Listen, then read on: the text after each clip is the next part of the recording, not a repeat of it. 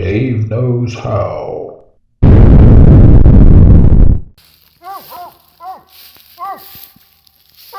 Push up that tree, boy. Get that thing. Get that thing out of that tree, boy. You better get that thing out of that tree. Get him down, boy. Get him. Get him, boy. Get him. Get him, boy. Get him. Get him out of that tree.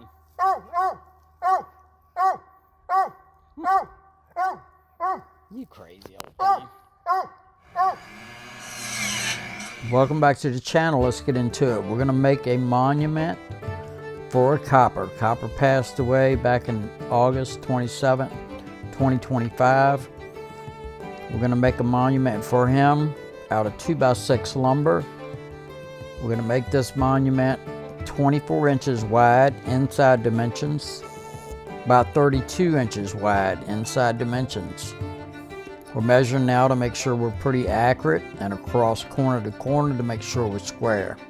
It was a little out of square, so we'll just kind of set it up and push it over a little bit, rack it, try to get it as square as we can. It doesn't have to be perfect. Now, as you can see the paw print right there, I tried to make a video, didn't work out. We put the expanded metal in there to give it some strength. The paw print goes on top, and now we're taking our measurements to find out what type of standoff we need. We'll do some calculations and figure out how long these standoffs need to be. I believe the standoffs ended up being like 2.5 or 2 inches. I believe they were 2 inches long. So we're on the lathe now, and we're going to cut some standoffs out of pipe. It's just like 1 inch, 1.25 inch pipe, 1.5 inch pipe, something like that. And we're cutting them 2 inches long. You could do this with a pipe cutter, a manual pipe cutter, but since I have the lathe, we'll just use the lathe and whack off a bunch of them. We had 5 rows of 3 going across underneath the expanded metal to hold the expanded metal up into the center of the concrete pad. That was a total of 15. Then we added more on top of the expanded metal to hold the paw print up in the air. I think that took about 6 or 7 of those. So, you know, all total, we're doing about 22 or so of these things. 22, 23 of these standoffs.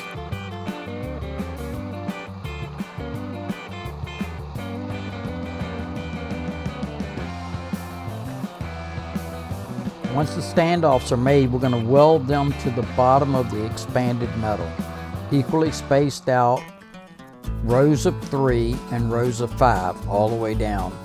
We're putting a backing board on the back of the frame, and now we're going to set the expanded metal down in there. So we lay out rows of 3 and rows of 5, 3 from side to side and 5 all the way down. Set the expanded metal down on there, and we're going to weld that in place. Now the other ones are going to go on top of there, so we can put the paw print on top. This is going to adjust the paw print so that it sits just proud of the top of the finished grade.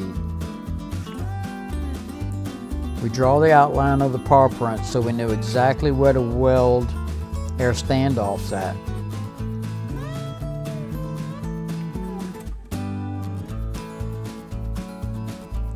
Now we're just checking to make sure that all the standoffs are sitting within where we put that line all the way around the outer configuration. We're just trying to make sure that it's evenly distributed so that it'll hold it up and support it. We just weld each one of these in place so that it doesn't move. We already welded the ones on the bottom, so the expanded metal sheet is sitting 2 inches above the bottom. This will put the expanded metal sheet in the middle of the concrete to give it added strength. The ones that are on top are going to raise up this paw print.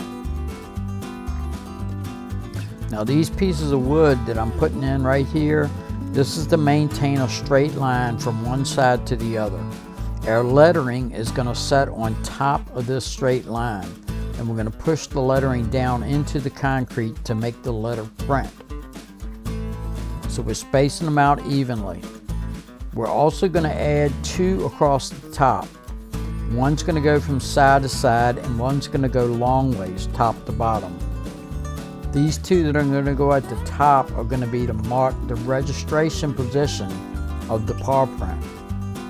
This way, when the concrete's wet, we can just push that paw print up to the top and to the left so that it's registered in the right position. This means it's centered exactly where I want it to be. It's centered from left to right, and it's in the topmost portion of the monument. Now right here, we're laying out lettering. We're going to lay the lettering down on there, and then we're going to mark on this board the center or the edge, whichever works out for you. So I'm marking the center of the letters or the edge of the letter, whichever works out the best. Right there, we did the A and we marked it to the edge of the letter because that works out best. The rest of these are marked to the center. This way we don't have to fumble around with anything, measuring and all that while the concrete's wet. Or rather, it's not concrete, it's actually mortar mix. So we've got an 80-pound bag of mortar mix in the mixer. It's best if you have a mixer because this is a lot of stuff to mix. This stuff has to be mixed pretty dry, so it's not a lot of water. This is not a soupy mess. It has to be shoveled out because it will not pour out. We shovel it into the form, and once it's shoveled in the form, it's going to have to be pounded down into the form to take out all the voids. If you don't pound it down, if you don't trowel it out and pound it down, it's going to have voids, and those voids are going to make it weak. I'm pounding it down, then adding another layer. I'll spread that out, and then I'll pound it down some more. Now we put the mesh in, and we stand on the mesh and we push it all the way down. Now we pound it down. We want to make sure that thing goes all the way to the bottom, or as close to the bottom as we can possibly get it. Add more mortar and spread it out. Pound it down. Just gotta keep spreading it out and keep pounding it down. We got to get rid of all the air within this mess of mortar. We don't want any voids in that mortar, because if we have voids, it's going to take away from the strength. Now I'm trying to just get this thing so that it's right to the top of those upper standoffs that the paw print is going to set on. And that's exactly where we're at. So now we're measuring, we're getting it roughly centered, and then we'll do the fine-tune centering once we put those pieces of wood on there to align the letters and to align the paw print. We're steady pushing it down, packing it all the way around the edge. This is very important.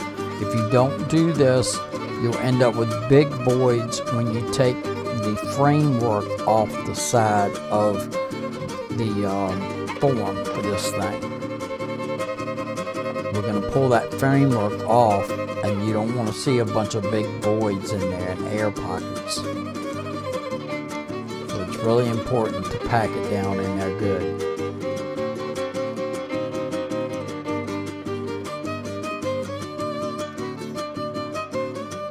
We just keep adding mortar and keep pounding it down and troweling it out.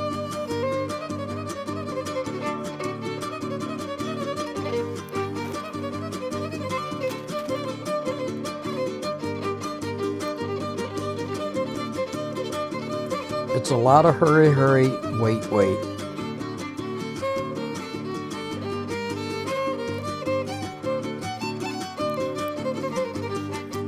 Using the board, we're pulling off the access, and now we're adding in our alignment boards and putting in each letter. Now I did learn a little something, I think, I pushed the letters down in there a little bit too far. I think a little bit shallower, maybe about half the depth, probably would have turned out better. But it's okay. It looks fine and I can live with it. Now we pull all that off. We trowel it out a little bit, and then we pull the letters out and drop them in a bucket of water. It's really important to get those letters in a bucket of water so that the concrete does not damage the letters. We can reuse these letters time and time again. So I've got a cornering trowel that I'm going around to put a contour all the way around the outer edge of this concrete form. We're just going around and around and around, just trying to give a nice little bevel to the edge of this piece of concrete. Well, it's really not concrete, it's mortar. I keep saying concrete, but it's not concrete.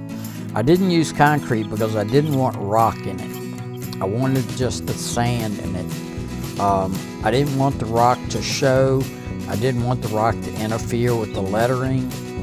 And the rock just really wasn't that important to have in there. The recipe for this calls for using mortar, not concrete. So right here we're going to use the tractor and lift it up. You could do this with a pry bar if you don't have a tractor. We're pulling the screws out the bottom of the piece of board, the piece of plyboard that's on the bottom. We got to get that piece of plyboard off the bottom of there, and we got to pull the forms off the sides.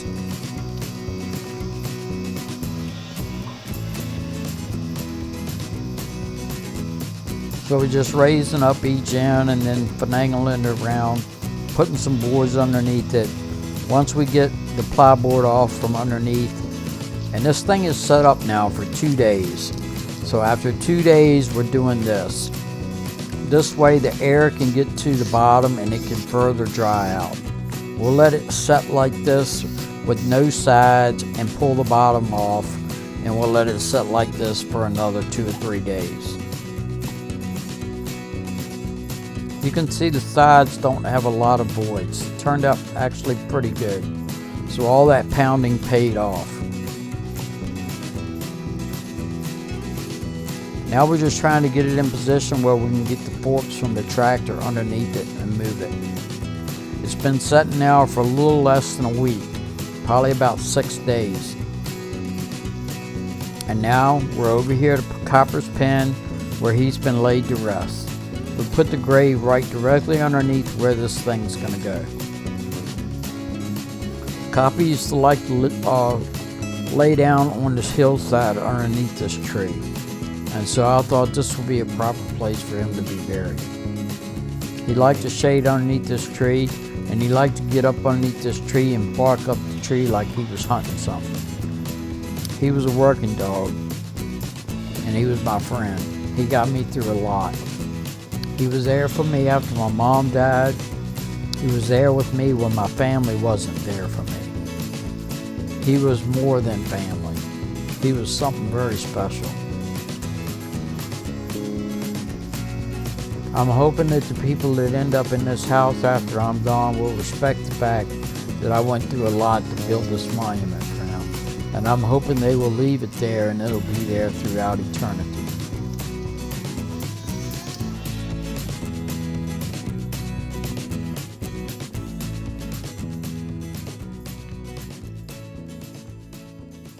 I really miss Coppa a lot.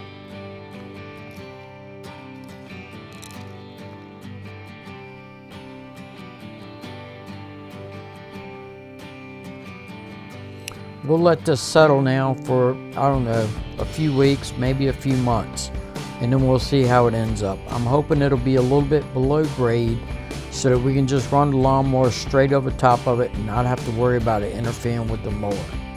This way, the new owners that come in, if they take out this hill of dirt and this dog pen, they can just cut grass right over top of this thing and not have to worry about moving it or disturbing his gravesite.